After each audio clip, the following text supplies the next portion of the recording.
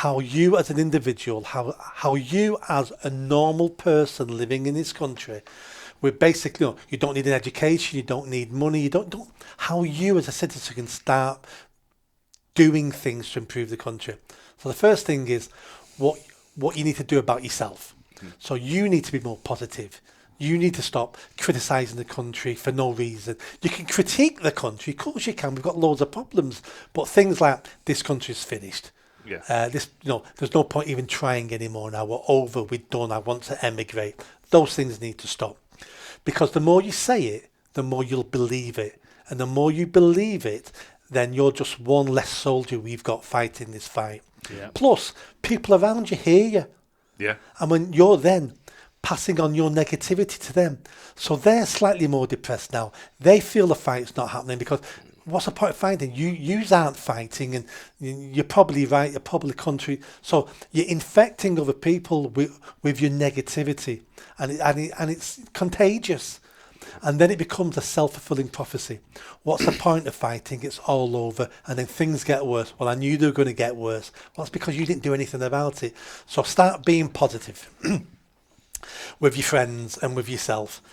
Start learning about the country, its history, what it's achieved, and talk to your friends about it.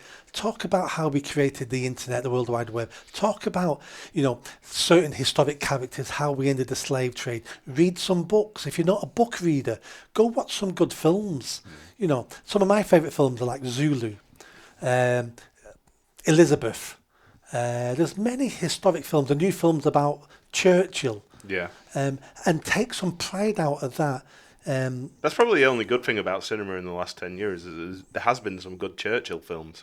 Yes, yeah. It's the only good thing. It's the only good thing.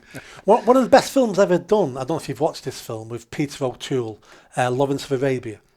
Never seen it, no. You must watch it. It's one of the most beautifully filmed films you'll ever see. How they captured the desert the way they did. It's a very good film, and it shows how we were using the nomads in the Arabian Peninsula to fight the Ottomans during the First World War. Fantastic film. Right. Very entertaining, but that's a great film. All these things you start watching and you go, do you know what? We've done amazing things. Yeah. And then talk to your family and friends about it. If you've got children, make sure they know their history.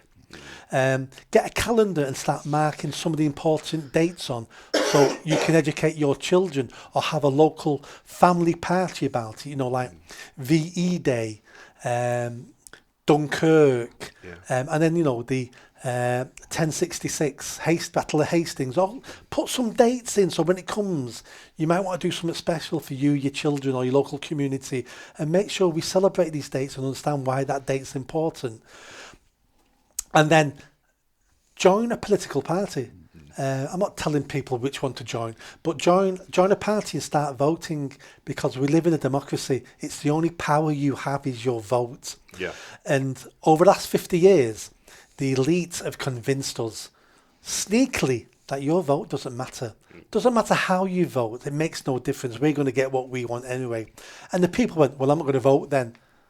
We spent hundreds of years trying to get the vote, and the second we get it, they convince you it's worthless. If it was worthless, they wouldn't mind you having it, would they? Yeah, they wouldn't try and convince you that it's not. Yeah. So use your vote. At the last general election, 40% of the people in the country who could vote didn't vote. Yeah.